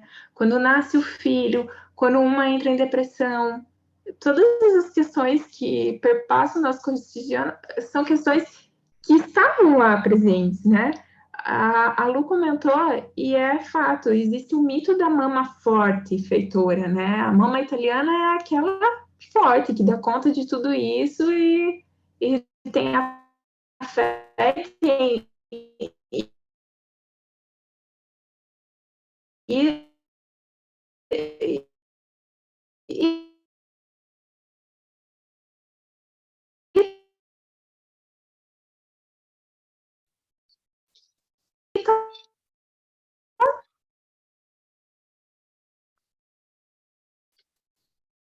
Fran, acho que travou um pouquinho aqui para a gente. e aí nos relatos você vê que eram humanas, né? E a irmã veio para ajudar, a sogra cuidou. É muito quando que acaba sendo, né? Tem um artigo que fala aí. Fábio? Não, só Oi? tinha dado uma travada, Fran, pode continuar. Tá. Então, com relação à competitividade, eu acho que essa é uma questão que merece até novas entrevistas com novas perguntas para identificar mais nuances em relação a isso, porque é algo que eu não havia pensado, é uma questão muito bacana, mas uma das coisas que talvez, assim, surge nas fotografias e nas falas é com relação às sogras, né? A mulher, quando tem um matrimônio e ela se anexa à família desse marido, muitas vezes a única forma da mulher acessar o poder social, uma relação de poder, é quando ela tem um filho homem. Porque aí, no momento em que ela vira sogra, ela exerce um poderio sobre essa família que ela não tinha acesso apenas no matrimônio. Né? Então, nas fotos é muito comum ver a ampla família representada, como a mulher, o homem e, ao lado, essa grande família, né, que morava. Como eram essas relações? Como que se davam? Também não sei, mas é uma pergunta muito legal para ser investigada, né? Como que se davam as nuances disso, né? E muitas vezes também eram essas sogras ou nonas paternas que acabavam ficando responsáveis pelas crianças, né? As mulheres muito atarefadas nas suas atividades, nas atividades agrícolas, nas pequenas hortas, no cuidado com os animais, em todas as tarefas que ela tinha, as crianças acabavam ficando com os avós. E nessa relação também do poder com a educação dos filhos, deve haver muitas nuances, né? Embora havia um consenso religioso e de uma conduta moral que era muito semelhante para todos no grupo. Nós imaginamos, né, assim, pelas pesquisas que nós já desempenhamos até aqui. Mas pode ser que haja exceções, né, como que eram essas trajetórias, é uma questão interessante. Então, não sei se eu respondi a tua pergunta, Elaine, mas eu anotei ela aqui para futuras pesquisas, essa questão. Claro, sim, com certeza, respondido. Então, pessoal, a gente tem mais duas questões, então, né? Uma fala da Mari, depois também a Cleusi, que se inscreveu ali.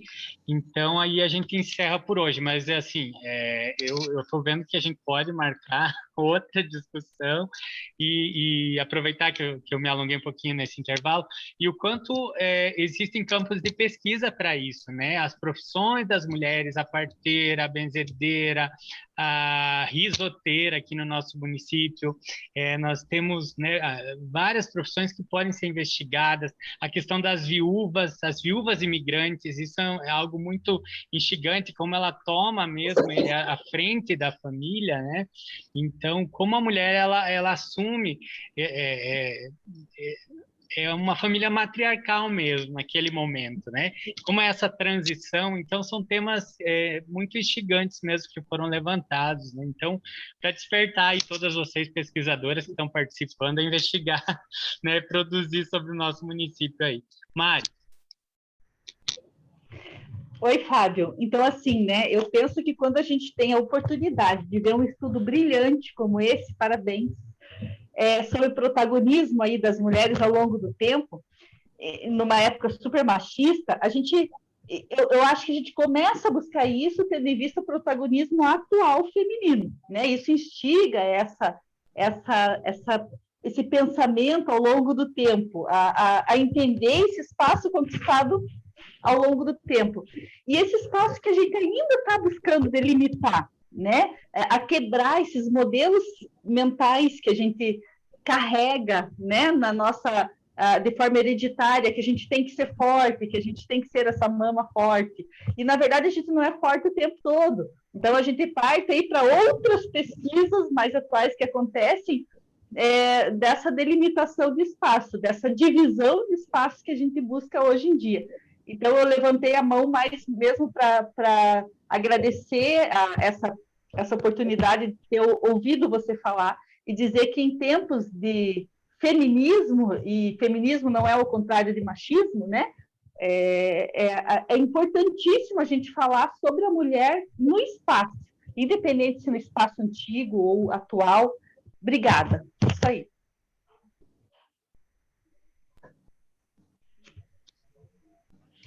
Obrigado, Mari. Passar a palavra, então, para a Cleusi. Oi. Na verdade, é mais uma curiosidade que eu queria saber da Franciele. Primeiro, dar os parabéns para ela, porque a minha história da Colônia Bela Vista tem muito a ver com a história de Colombo, né? Então, está toda ela relacionada. E eu gostaria de saber se você, nas suas pesquisas, você identificou algumas mulheres sendo vistas sob um outro olhar dentro do grupo que elas conviviam, como as bruxas, porque a maioria das mulheres seguiam sempre a religião católica, né, e todos os preceitos morais e religiosos da época, mas na minha comunidade tinha essa visão de determinadas mulheres serem vistas como as que faziam práticas diferenciadas, as bruxas, né? Então, não era nem no sentido de fazer benzimentos, eram vistas como olhar negativo mesmo, pelas práticas que realizavam. Então, eu gostaria de saber se isso teve em Colombo, se você tem alguma relação, alguma pesquisa que você tenha visto isso. Tá? Mas parabéns, eu amei a tua fala. Obrigada, Cleusi. Então, com relação às bruxas, não tenho nenhuma fonte oral que fale disso especificamente. A única fonte oral que eu tenho de registro disso é com relação ao desejo de ser professora e só a ida ao público, ocupar um outro cargo que não... Isso, assim, a professora, né? A professora e freira eram profissões comuns, né? Num primeiro momento, mas até isso já havia referência com a questão do ser puta. Então, que é uma degradação. E a bruxaria é muito usada também nesse sentido de degradar, né? Não só como a benzedeira, mas qualquer mulher que tivesse algum conhecimento sobre o seu corpo, ou sobre o parto, ou até mesmo com relação aos chás, com relação a ervas, com relação a cuidados femininos. E aí eu penso assim que não tem, mas o não ter também é dado, né? Onde ficou o conhecimento sobre o nosso corpo, sobre as né? Muito próprio das mulheres, porque isso tudo foi atribuído a um lugar de bruxaria, né? Ou também da Umbanda, ou de uma coisa dos brasileiros, mas muita coisa foi trouxeram com elas, e aí a gente vê muito forte o papel da educação, né? Essa educação religiosa e católica que foi também colocando um padrão de forma e apagando, silenciando outras formas de ser e fazer, em que tudo se enquadrava como bruxaria, né? Com relação às parteiras, que é a pesquisa, o meu projeto que que eu quero desenvolver no doutorado, e que eu tenho um artigo que eu submeti, tá, para ser publicado, um dado sobre as parteiras em Curitiba, não em Colombo, mostra que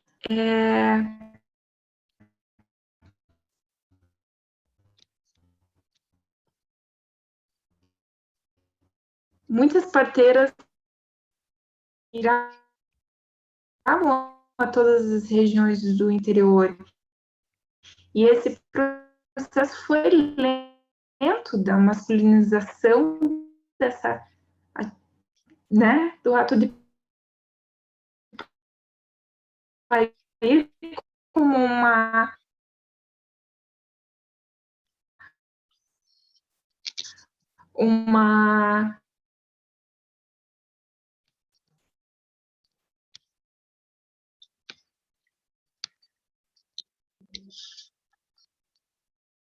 O pessoal está travando para vocês? Ah, Fran, travou bastante para a gente agora. bem para fazer o parto e, portanto,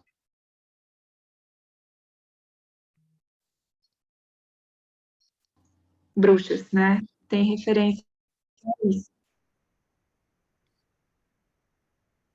Puxa,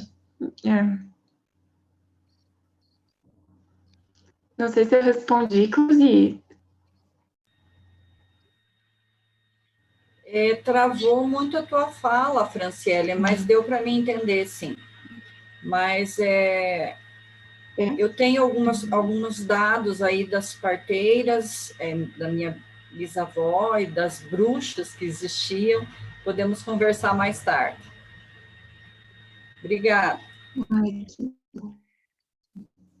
é isso. Agradeço, Fran, Cleusi, o pessoal agora nessa última discussão. Um pouquinho agora travou, né, no final, mas a gente conseguiu sim, Fran, escutar a tua resposta. Queria só falar, a gente já está encerrando, só a questão das doadoras, como a Fran falou, realmente quem mais doa aqui os objetos para o museu são as mulheres, porque elas são mesmo guardiãs da história nesse sentido.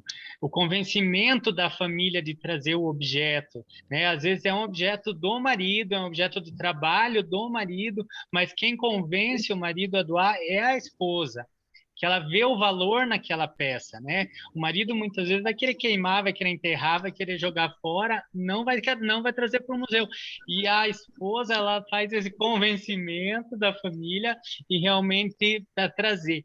Eu vejo que a mulher, então, ela tem esse papel de guardiã da nossa cultura, da nossa história, da cultura italiana, né? Da língua. Por que é a língua materna, né? A gente já discutiu isso outras vezes, né?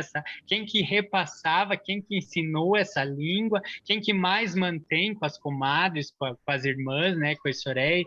Então, esse papel fundamental da mulher na manutenção da nossa cultura, né? Da cultura italiana, da língua, da comida. Então, para nós, isso no município é muito importante. Não só a questão, né, do trabalho, não é essa visão que fica muito de estigmatizar a mulher com a cozinha, mas isso eu vejo que ultrapassa, porque sai, né? Sai dos muros da casa. A mulher parece que a mulher está ali no quintal, que quando a Fran falou, ela me lembrou muito do campanilismo, porque o marido ele ainda tinha oportunidade de migrar temporariamente, que depois virou a imigração transoceânica, né? Que trouxe a família para cá. Mas a mulher ela permanecia em casa e ela tinha que dar conta de tudo. Mas se não fosse a mulher, o marido não tinha oportunidade de trabalhar e manter a família. Nesse momento, e depois de vir junto, de a oportunidade de trazer a família junto. Eu acho que a imigração ela foi um fenômeno que já passou a libertar a mulher nesse sentido, porque foi talvez a primeira vez que a mulher ela deixou a sua aldeia e ela veio para um país diferente, aonde foi fundamental o papel dela dentro das colônias italianas, nesse sentido que as colônias, as capelas, o campanilismo se formaram, a religiosidade, tudo que a gente tem de italianidade passou pela mulher, pelas mulheres, né, das colônias. Então, tem muita pesquisa.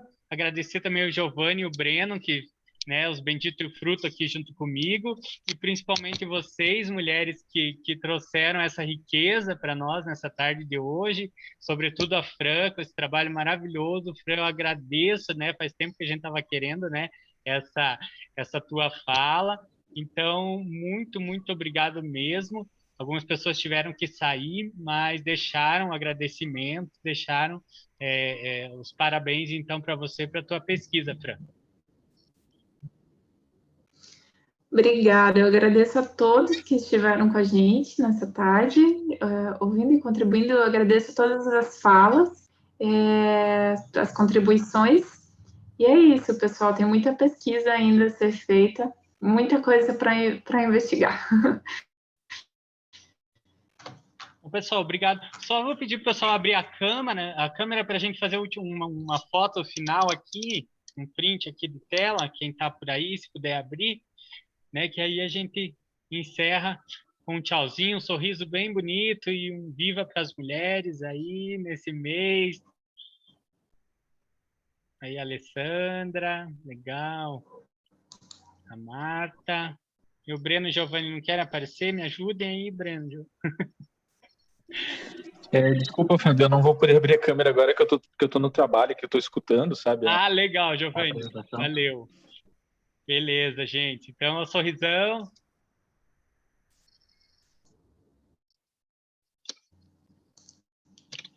Maravilha, pessoal. Obrigado, Fran, mais uma vez. Pessoal que participou. Tchau, pessoal. Até a próxima. Um bacio.